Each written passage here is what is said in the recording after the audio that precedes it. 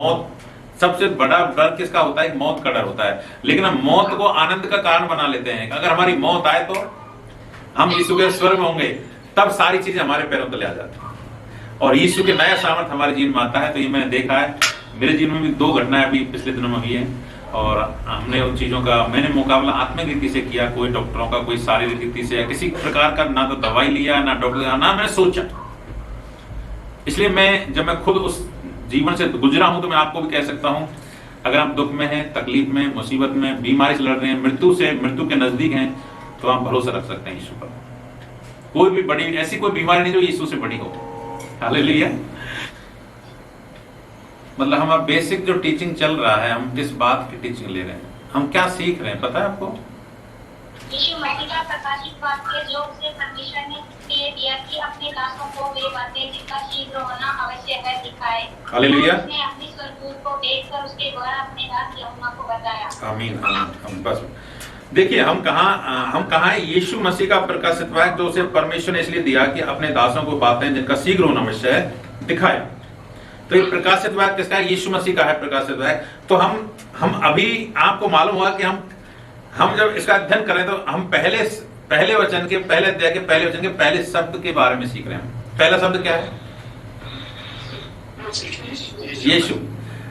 अभी मैं आपको इसका महत्व इसलिए बताना चाहता हूं, कितना समय हो गया हम इसको यीशु के बारे में जानते हैं। हमने यानी स्पेशल इसकी मीटिंग कितने दिन हो गए, हमें कितनी मीटिंग ले ली, पता है आपको? 5। कितने एपिसोड हमने लिए हैं 5 ना? 5 नहीं, 4 एपिसोड लिए। 4 स्पेशल यीशु के बारे में बोलते बोलते 4 हमें 2 महीने के आसपास हो गए, 2 है ना? और 2 महीने में अगर हमने 8 एपिसोड लिए हैं, 8 मीटिंग लिए, तो हम ये मानते हैं हमने 1 घंटा बोला है, तो 8 घंटे अभी हम बोल चुके हैं ना यीशु मसीह। और वो बड़ी, इसमें भी हम और ज्यादा गहराई में नहीं गए यानी, और अभी भी बाकी है। और यीशु के बारे में जान रहे हैं, सीख रहे हैं। ये पूरा जो है ना, हम सीख रहे हैं, जो बातचीत करेंगे, यीशु केंद्र है, सेंटर है, और इसके ऊपर हम सब बात कर रहे हैं। तो मैं आपको इसलिए वचन दोबारा से पढ़ाया, कहीं आप आपको ये ना भूल जाए कि हम किस बारे में बातचीत कर रहे हैं। देखिए, यीशु हमारा केंद्र, हमारा केंद्र बिंदु क्या है? यीशु मसीह है। अब यीशु मसीह के बारे में मैं आपको क्यों कह रहा हूं कि हमें इतना समय होगा कि अभी भी हम जो सीख रहे हैं, हम कभी यीशु को जान नहीं पाएंगे। पूरी जिंदगी बोलते रहे, पूरी जिंदगी भर बोलते रहे। हमने पहले क्या जाना कि यीशु मसीह के सिर्फ प्रकाश की बात करें तो यीशु मसीह के बहुत सारे नाम हैं, है ना? उन नामों के बारे में हमने चर्चा किया था।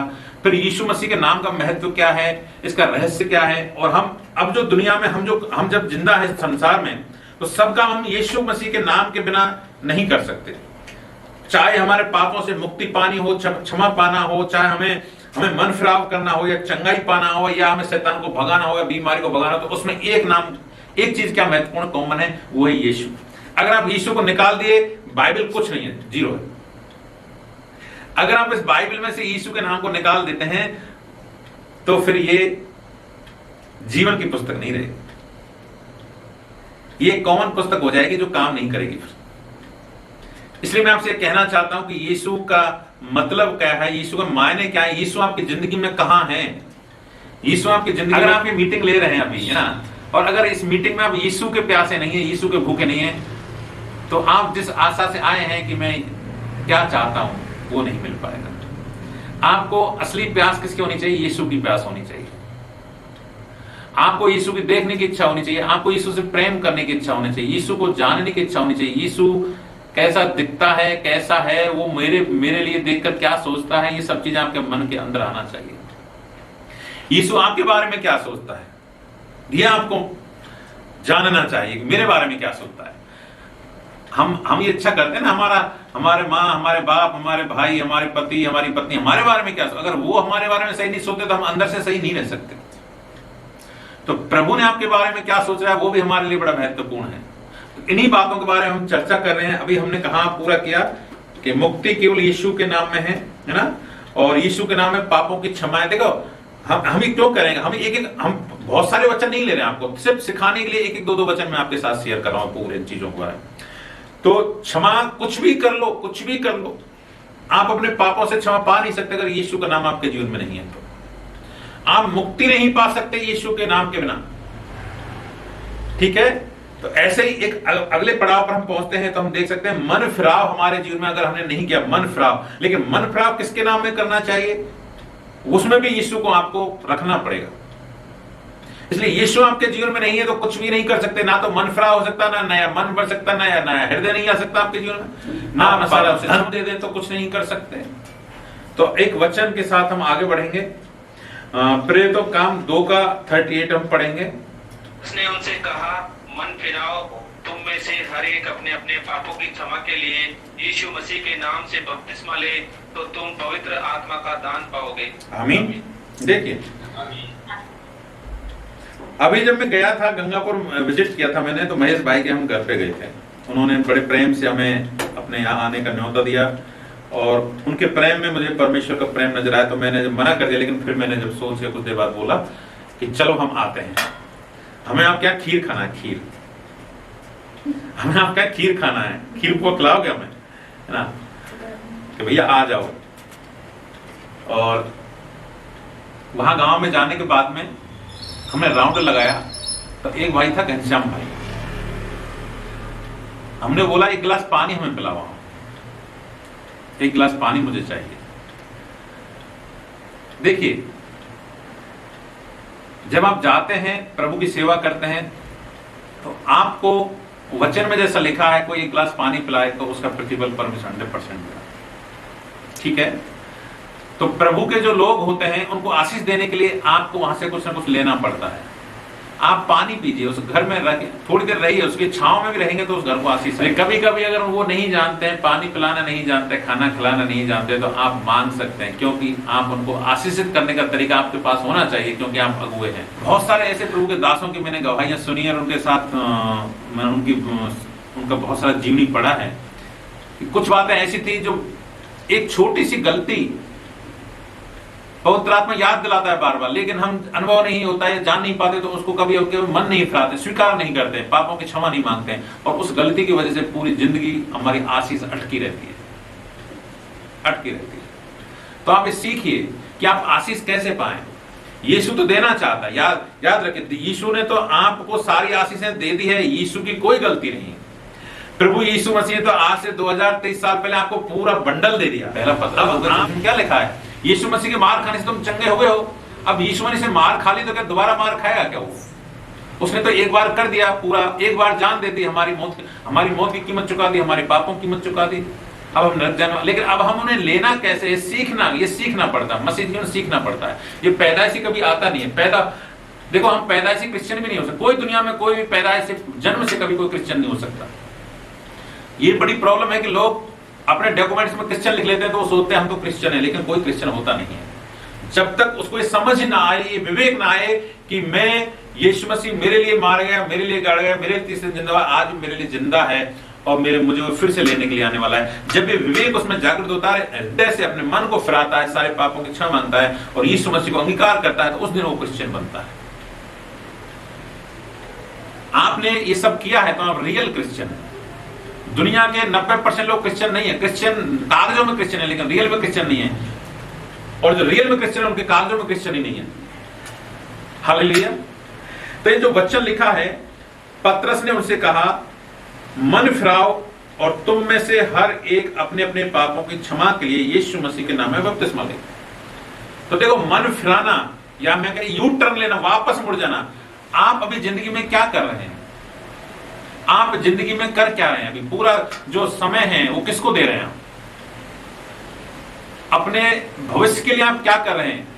तो उन बातों से यू टर्न लेना और फिर यीशु मसीह के नाम में सब पापों की क्षमा मांगना और फिर बपतिस्मा लेना, तो क्या होगा? आगे लिखा है, तो तुम पवित्र आत्मा का दान पाओगे। पवित्र आत्मा का दान पाओगे। अब पवित्र आत्मा का, जब यीशु मसीह स्वयं परमेश्वर की सामर्थ को छोड़कर रखती पर मनुष्य रूप में आया तो उसने कोई भी पाप नहीं किया, लेकिन फिर भी बिना पवित्र आत्मा के वो रक्षा नहीं दे पाया। पवित्र आत्मा की सहायता के बिना यीशु ने भी कुछ नहीं किया। जब उसने बपतिस्मा लिया उसी समय पवित्र आत्मा उस पर उतरा। तो आप सोचिए, आपके लिए कितना हजारों गुना ज्यादा जरूरत है पवित्र आत्मा की। आपके लिए कितना ज्यादा जरूरत है, हजारों लाखों करोड़ों गुना यीशु से ज्यादा जरूरत है आपको पवित्र आत्मा की। आप बिना पवित्र आत्मा के कुछ भी नहीं है। और जब तक आपके अंदर ये प्यास नहीं आएगा पवित्र आत्मा का अभिषेक का, पवित्र आत्मा के बपतिस्मा का, तब तक आप है ना, आपको एक सहायता जो मिलनी चाहिए वो मिल नहीं पाती। तो हम ये चाहते हैं आने वाले समय में, बहुत सारे लोग हैं जिनको भी पवित्र आत्मा का बपतिस्मा नहीं मिला है, अनन्य भाषा नहीं मिला है, और तो आने वाले समय आप प्रार्थना कीजिए। जिनको नहीं मिला है वो प्रार्थना कीजिए, परमेश्वर मुझे अनन्य भाषा चाहिए, पवित्र आत्मा का बपतिस्मा चाहिए, है ना। और अगर आप प्रार्थना करेंगे तो परमेश्वर आपको अकेले को भी पवित्र बपतिस्मा दे सकता है, लेकिन आप जरूर लगातार प्रार्थना करते रहिए, परमेश्वर आपको उपलब्ध करवाएगा। हम भी मीटिंग ले सकते हैं, लेकिन परमेश्वर में जब तक आपकी प्यास नहीं होगी, परमेश्वर हमारे लिए भी रास्ता नहीं खोलेगा। हम आना चाहे प्लान करें तो भी परमेश्वर हमारे लिए रास्ता नहीं खोलेगा जब तक आपके मन में प्यास नहीं है, आपके मन में भूख नहीं है, तब तक पवित्र आत्मा आपके जीवन में वो रास्ता, मौका हमें भी नहीं देगा। तो हम चाहते हैं आने वाले समय में एक अच्छी मीटिंग हो जिसमें पवित्र हमारे जितने भी विश्वासी भाई बहन हैं, मंडलियां हैं, वो सब एक बार इकट्ठे हों और एक पवित्र आत्मा के बारे में जाने और वो पवित्र आत्मा से भर जाएं। हालेलुया। तो इस बात के लिए आप लगातार प्रार्थना करते रहिएगा। तो मन फिराव जरूरी है, तभी आपके जीवन में, और ये इसमें यीशु बड़े महत्वपूर्ण है, बिना यीशु के कुछ भी नहीं होता है। ठीक है, आप प्रेतों काम में पढ़िए 10 का 48 पढ़िए, आप 44 से पढ़िए।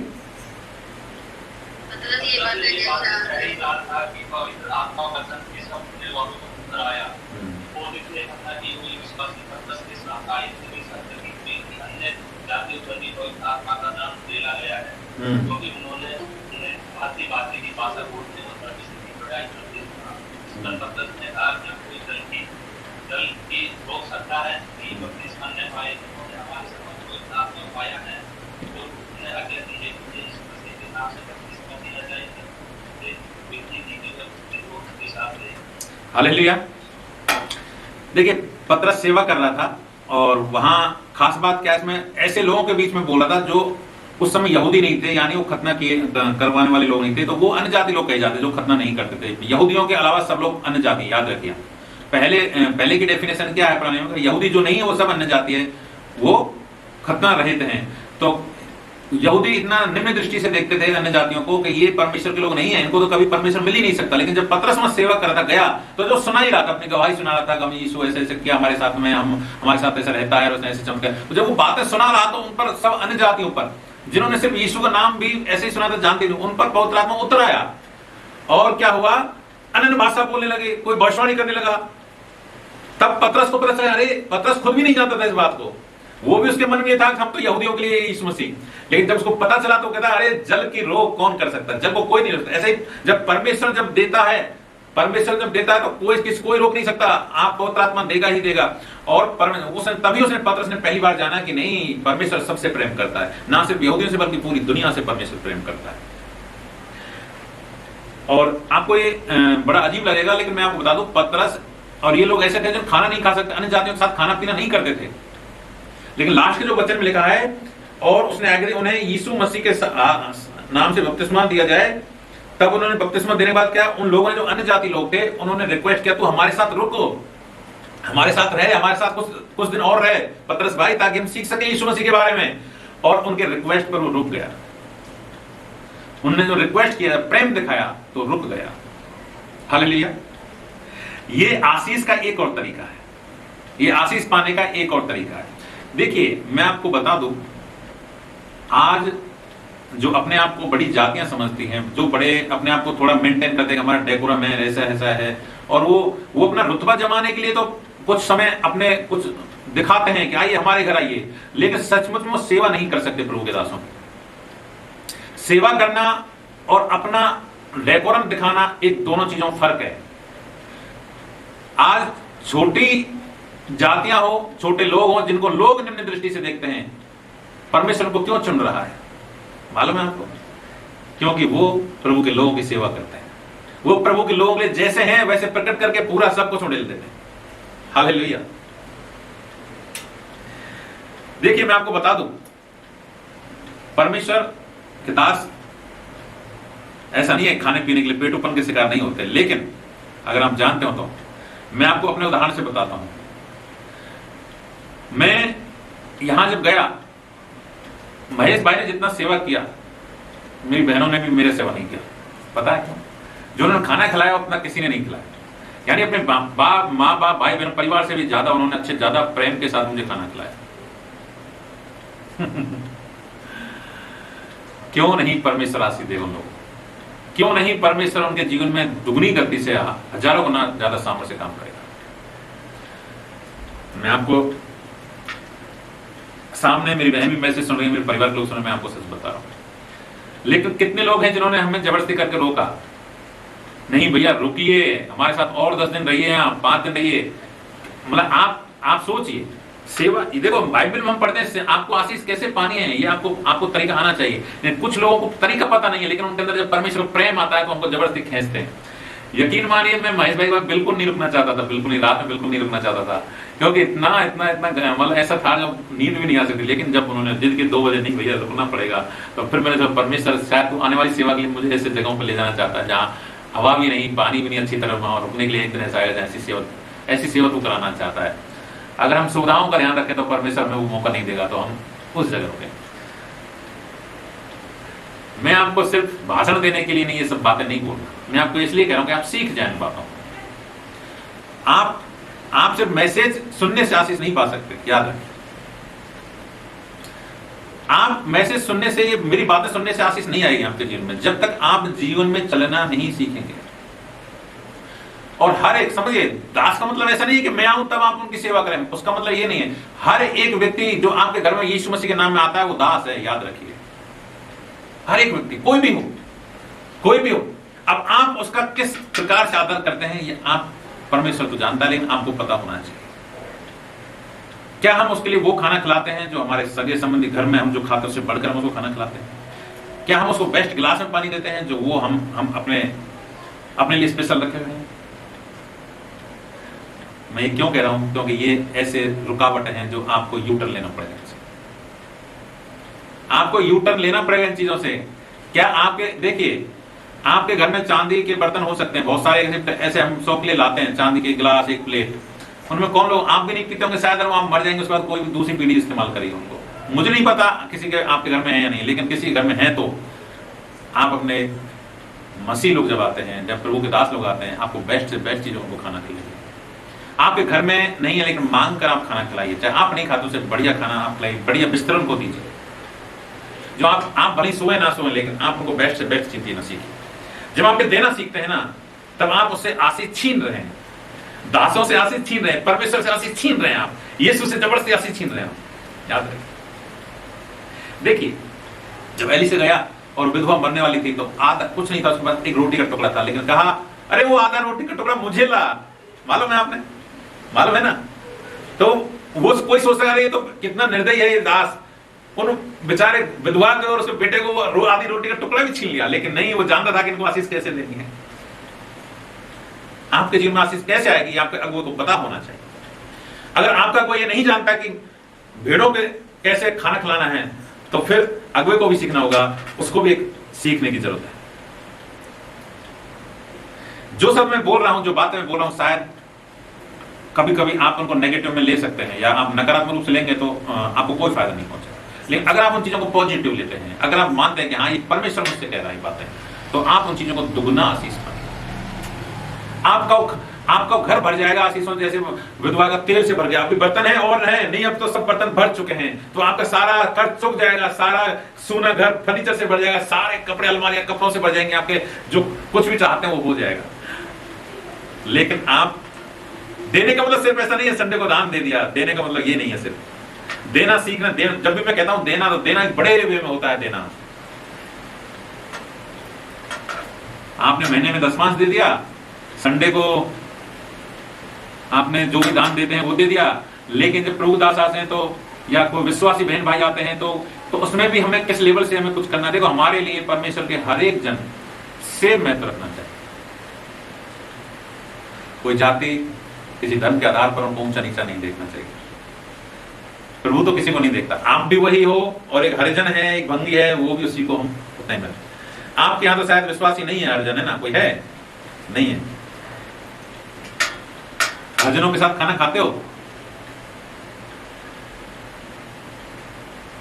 आप उनके घर में गए कभी? अभी कैसे जाना है? हाँ, तो उनको बुलाइए, उनके साथ खाना खाएं, उनको अच्छी तरह खिलाओ खाना, उनको स्पेशल इनवाइट करो, उनके साथ उनके घर पर भी जाओ, उनके साथ खाना खाओ और लगातार विजिट करो। एक बार दिखाने के लिए रेगुलर करो, परमेश्वर के आशीर्वाद खुल जाएंगे। Hallelujah, praise the Lord. तो मैं ये बातें छोटी छोटी, क्योंकि मैं उस समाज या उस दायरे से आता हूं जहां हमारे लिए बंधन है। हमारे बंधन क्या है मुझे मालूम है, इसलिए मैं आपको ये बातें बता रहा हूं। मुझे मालूम है हम किस दायरे में फंसे हुए हैं, हमारी आशीष कहां रुकी हुई है, किस वजह से हमारी आशीष रुकी हुई है, अटक रही है। हालेलुया। तो ये एक बड़ी बात है। और जब भी आपको संगति करने का मौका मिले, आप परमेश्वर के लोगों को अपने आप ज्यादा रोकने की कोशिश कीजिए, उनके साथ संगति करिए, उनको सेवा करिए, उनका जितना हो सकता है आप करना चाहते हैं।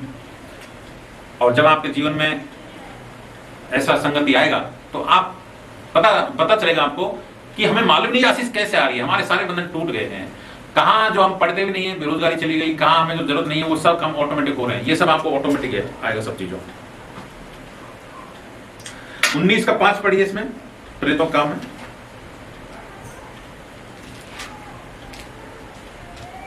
ये सुनकर उन्होंने प्रभु यीशु के नाम से बपतिस्मा लिया। और 6 भी पढ़िए इसमें, 5 और 6। जब पौलुस ने उस पर हाथ रखे तो पवित्र आत्मा उन पर उतरा, वो वे भाषा बोलने और भविष्यवाणी करने लगे। और ये सब 12 पुरुष थे। हालेलुया। तो देखिए, जब 10 लोग हमारे जीवन में आते हैं तो अपना आप ही सब कुछ आ जाता है। सिर्फ हाथ रखने से सब कुछ आ जाता है। सिर्फ हाथ रखने से, बोलने से, साथ चलने से बंधन टूट जाते हैं। बंधन टूट जाते हैं सिर्फ साथ रहने से, उनसे साथ बात करने से। कभी कभी आप देखेंगे कि आप मोबाइल पे भी अगर वीडियो कॉल देख रहे हैं तो वीडियो फोटो में देखने से प्रभु के दासों के साथ आपके बंधन टूट जाते हैं। उनके उस अनुग्रह से देखिए, आप उस अनुग्रह में जाइए, परमेश्वर के अनुग्रह में जाएंगे तो पता चलेगा कैसे मेरे बंधन टूट रहे हैं। लेकिन क्या आप उन बंधनों को तोड़ना चाहते हैं? ये पहली कंडीशन है। कभी कभी आप तोड़ना भी नहीं चाहते, कभी कभी उस परिस्थिति से निकलना नहीं चाहते हैं। आप खुद भी कभी कभी उन बंधनों को नहीं तोड़ना चाहते। आप आपके गांव से बाहर जाना नहीं चाहते हैं ना। अगर आप अभी जो कोई हमारे बीच में जो युवा वर्ग है, जो यूथ है, तो अभी आपका जॉब की तैयारी कर रहे हैं, रेलवे की तैयारी कर रहे हैं, तो आपको तमिलनाडु या कोयम्बटूर जाएगा तो आपको लगेगा कहाँ घर छोड़ना पड़ेगा, है ना। आपको बिजनेस करना है तो आपके गांव में तो बिजनेस मिलेगा नहीं। तो हर एक बात के लिए बहुत सारे कारण होते हैं। ऐसे आपके जो बंधन है परमेश्वर तोड़ना चाहता है, लेकिन आप इतना सहज महसूस कर रहे हैं कि अभी आपको मन ही नहीं करता। गांव में कहाँ घूमना मिलेगा, नौकरी, सब आपके दोस्त छूट जाएंगे, यारी छूट जाएगी, फिर गांव से बाहर अकेले में आपको खाना बनाना पड़ेगा, सब कुछ अकेले अकेले करना पड़ेगा। तो आप चाहते नहीं मेरी यार दोस्ती टूटे, आपके जो पुराने दोस्त हैं वो सब खत्म हो जाएंगे। आप जिन बहनों से बात करते हैं, है ना, जो बहनें आपका टाइम वेस्ट करती है, अड़ोसी पड़ोस जो परमेश्वर के लाभ उसी बातों में ज्यादा आपको ध्यान दिलाती है, वो सब आपसे छूट जाएंगे। परमेश्वर की संगति में आएंगे तो सब चीजों को अपने आप छोड़ना पड़ेगा इनको। लोग आपके बारे में बोलेंगे तो बदल गए हैं, अभी पहले जैसा मन नहीं रहा। सच मुझे परमेश्वर चाहता है कि आप पुरानी चीजों को छोड़ दें, क्योंकि आप नए बन गए। आप खुद नए बन गए तो आपको पुरानी चीजों में रहने की जरूरत नहीं है। तो मैं ये कहना चाहता हूं कि सब कुछ मन फिरावी यीशु मसीह के अलावा किसी के द्वारा नहीं हो सकता। यीशु को पुकारिए आप। प्रेरितों काम 3 का 16 पढ़िए।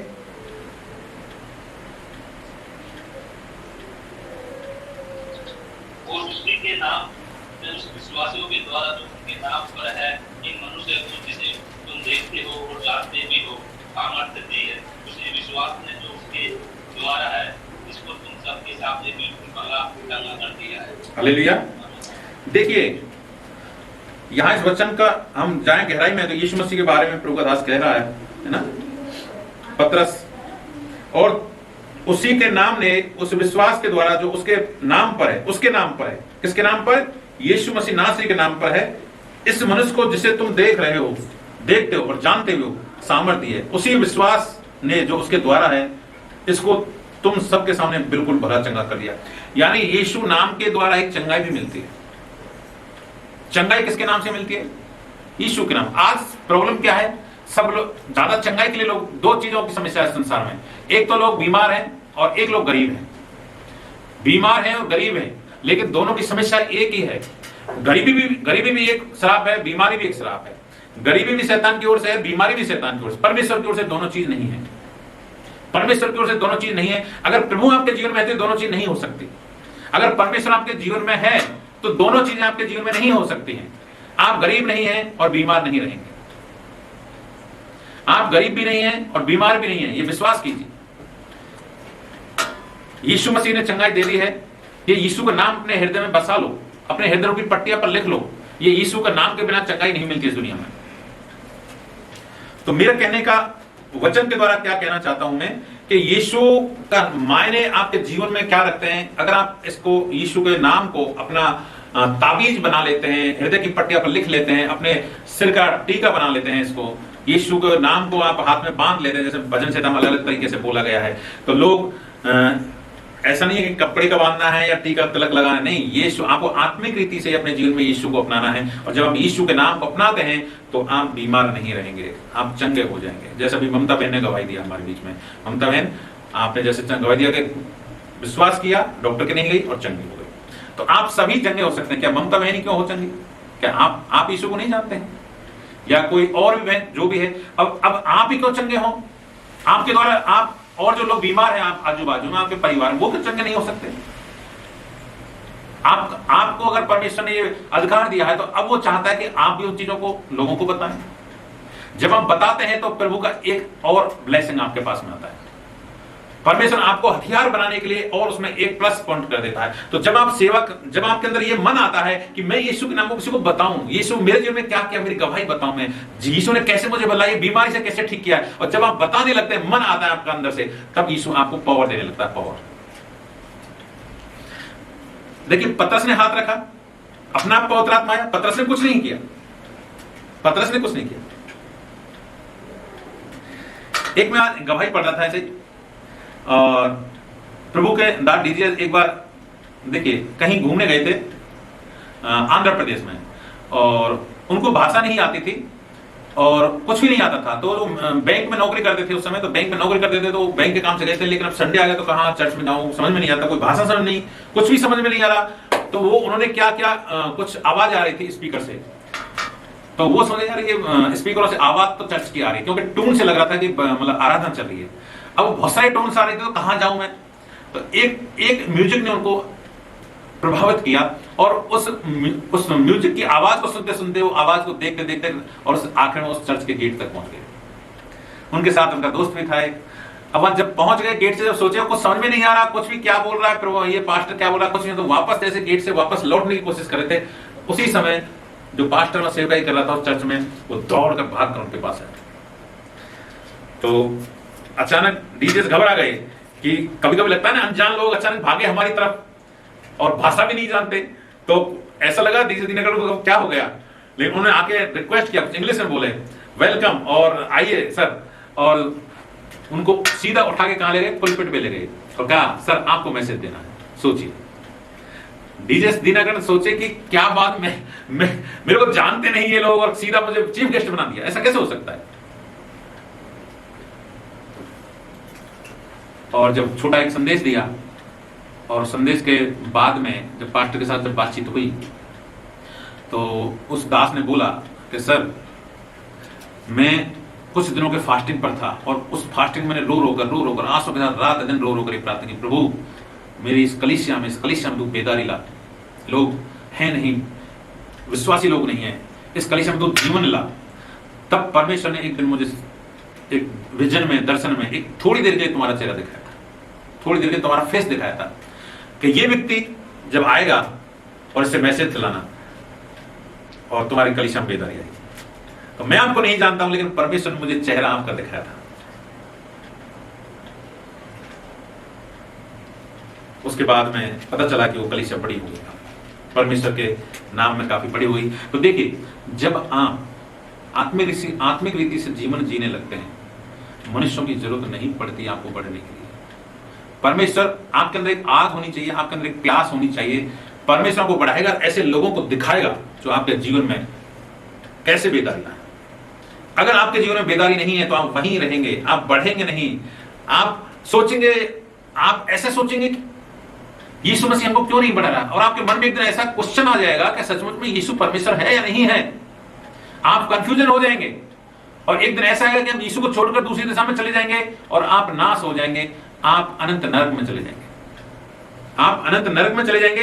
इसलिए शैतान तो यही चाहता है कि आपके जीवन में बेदारी नहीं आए, आप हमेशा उन्हीं पुराने जीवन में जीते रहें, आप वही करें जो शैतान चाहता है। तो आपको इसके लिए परमेश्वर की अगुवाई में चलना पड़ेगा, आपको यूटर्न लेना पड़ेगा अपने जीवन से, और परमेश्वर उपवास और प्रार्थना फास्ट में जाकर आप प्रभु से रोइए, आप आंसू बहाकर परमेश्वर से कहिए, क्योंकि दास लोगों के द्वारा परमेश्वर दास लोगों का इस्तेमाल करता है। समझिए मेरा कहने का क्या मायने है, प्रभु अपने दासों का ही इस्तेमाल करता है हर काम के लिए, चाहे वो स्वर्गदूतों के रूप में इस्तेमाल करे, कहीं ना कहीं हर जगह परमेश्वर अपने दासों को अगुवाई में आपके जीवन में काम करेगा। 6 का 8 पढ़िए। आप अपने आप को बड़ा मत समझिए, कभी भी अपने आप को बड़ा मत समझिए। आप करोड़पति हो सकते हैं तो भी आपको सबसे गरीब समझिए। अगर आप प्रभु में जीवन जीना चाहते हैं, प्रभु में असली जीवन चाहते हैं, तो अपने आप को समझिए ही मत कि मैं क्या हूं, कुछ भी नहीं हूं। हो सकता है परिवार के आप मुखिया हैं, परिवार चलती है, गांव या समाज या देश राजनीति में आपको महत्वपूर्ण स्थान है, लेकिन अपने आप को जीरो समझिए, जीरो। जब आप जीरो बनते हैं तो परमेश्वर आपको फिर हीरो बनाने लगता है। वचन में लिखा है जो कोई छोटे में छोटा बनेगा वो स्वर्ग के राज्य में बड़ा किया जाएगा। तो या तो आप 70-80 साल इधर धरती पर बड़ा बन जाइए, अपने मन में बड़ा बना लीजिए। बाकी दुनिया बड़ा मानती नहीं है किसी को भी, आजकल प्रधानमंत्री को भी गाली देती है, कोई किसी को बड़ा मानता नहीं धरती पर। एक से एक नीचे वाला भी बड़े वाले को कुछ नहीं समझता, हर आदमी एक दूसरे। ये अंत का समय चल रहा है, इसलिए अंत के समय में सब कुछ, सब आदमी कोई घमंड से भरा, हर आदमी घमंड से भरा हुआ है। ऐसा नहीं है कि कोई नीचे से नीचे, जिसके भिखारी है उसके अंदर भी ये घमंड है। तो अंत के समय में घमंड सबके अंदर भर गया।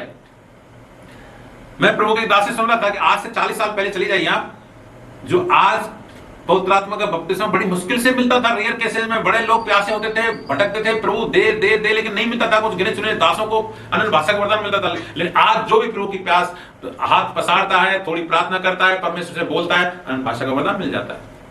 देखिए अंतिम समय चल रहा है, इसलिए प्रभु आप भर भर के दे रहा है। जो कोई पुकारेगा उसी का उद्धार होगा। तो अंतिम समय है, इसलिए याद रखिए, आज की रात के बाद हम सुबह देखें ना देखें पता नहीं।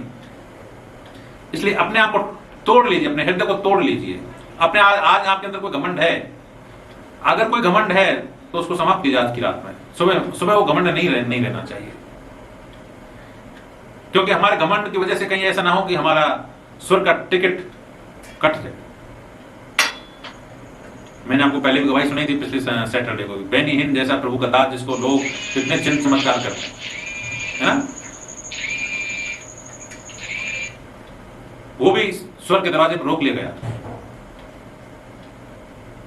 तो हमारा बड़ा स्वर्ग जाना इजी नहीं है। अभी भी यूटर्न लेना है हमको, अभी भी आपको मन फिराव करना है, अपना मन को फेरना है।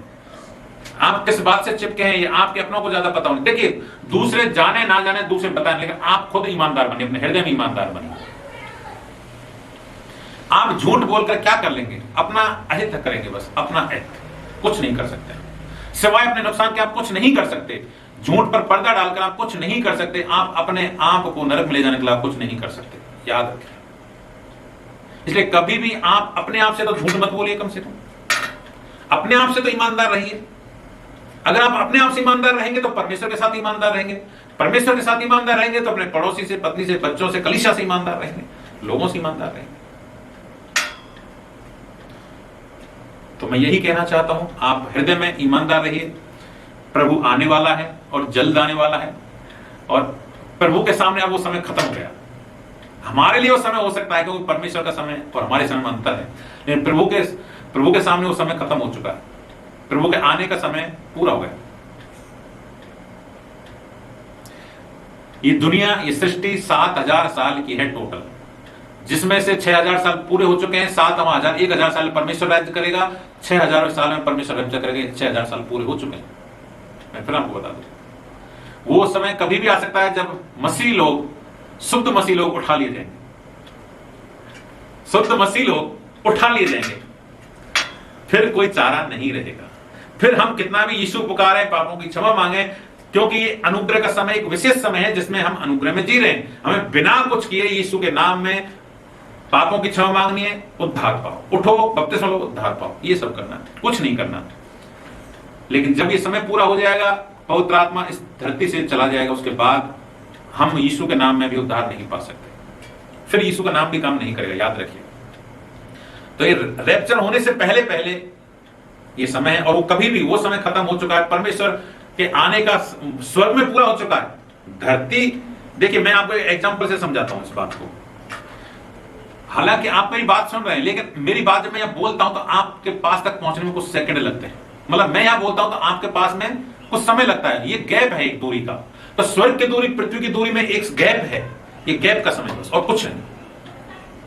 ये गैप जो है ना, इसकी दूरी का जो समय है ना, वो बचा हुआ, बाकी कुछ समय नहीं बचा हुआ, बाकी समय पूरा हो चुका है।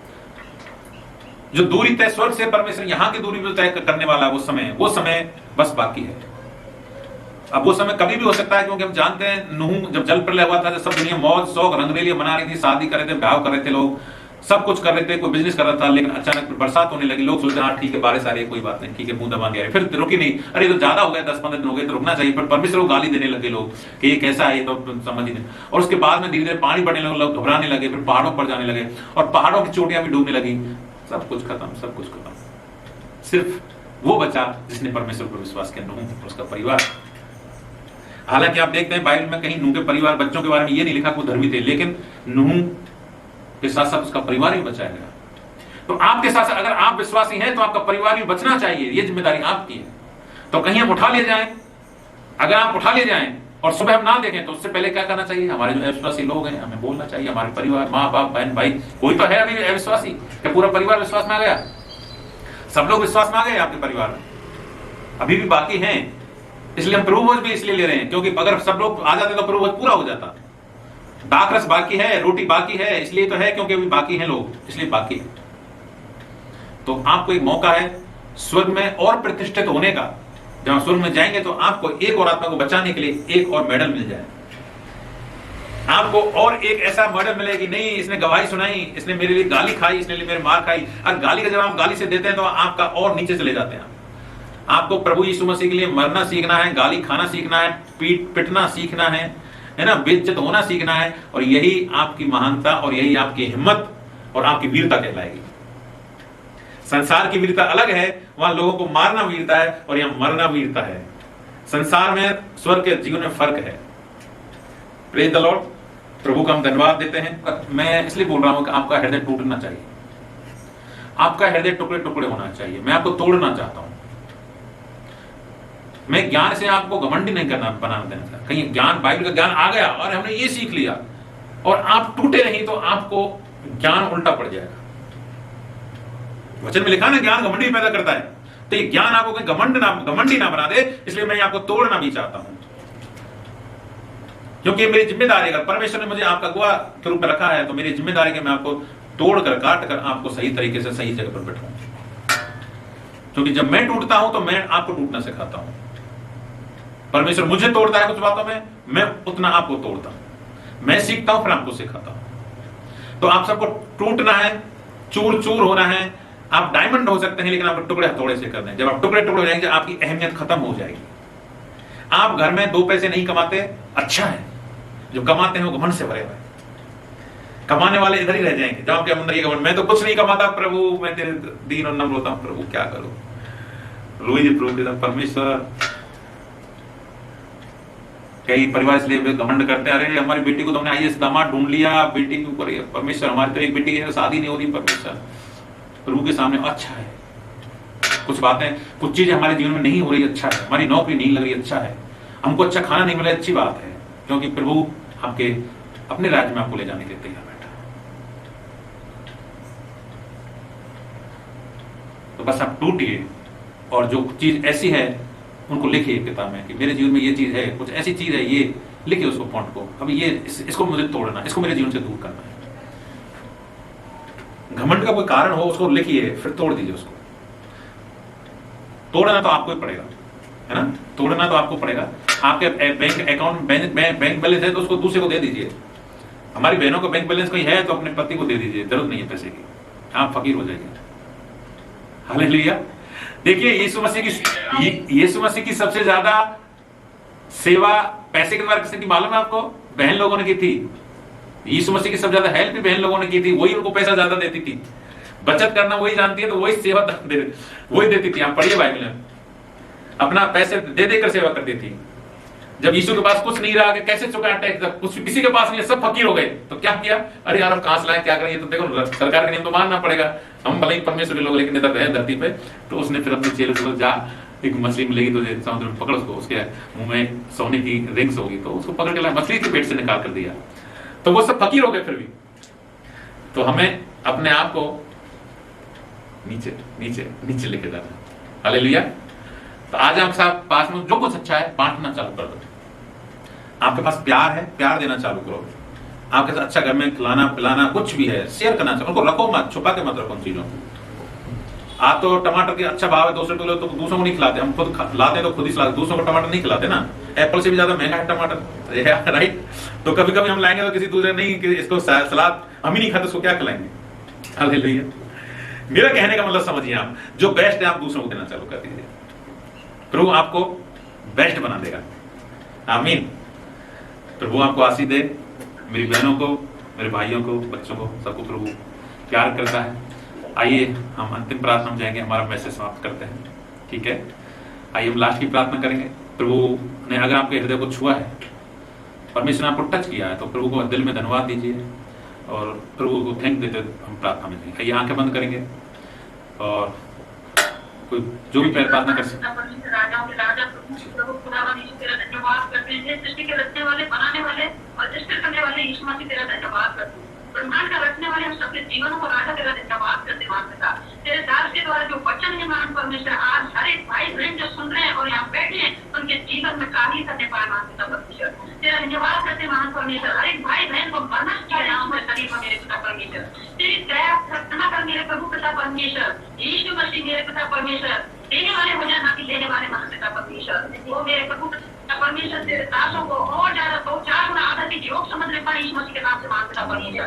तेरे दास के द्वारा जो वचन महान पिता परमेश्वर तूने हमने लिया है, वो हमारे जीवन में कार्य करने पाए महान पिता परमेश्वर। तेरा धन्यवाद करते महान पिता परमेश्वर और तेरे दास को और अनुग्रह आशीष कर मेरे हर एक भाई बहनों की आत्मिक आंख से खुल गया मेरे पिता परमेश्वर। वो मेरे प्रभु पिता परमेश्वर हर एक के हृदय पहुंच गया इस मसीह के नाम से महान पिता परमेश्वर। जो भाई ने वचन दिया महान परमेश्वर, तेरे दासों के द्वारा हर एक को महान परमेश्वर समाचार सुनाने वाले हो जाए ताकि आत्मा बच जाए यीशु मसीह के नाम से महान पिता परमेश्वर। और मेरे प्रभु भाई बहनों के जो भी परिवार है, जो घराने हैं, जो रिश्तेदार है महान पिता पर, या हम अकेले नहीं मेरे प्रभु सारे परिवार के साथ स्वर्ग में जाने पाए यीशु मसीह के नाम से महान पिता परमेश्वर। छोटी सी प्रार्थना महान पिता तेरे पुत्र यीशु नासरी के पुत्र लहू के द्वारा मांगती हूं। आमीन। आमीन आमीन आमीन।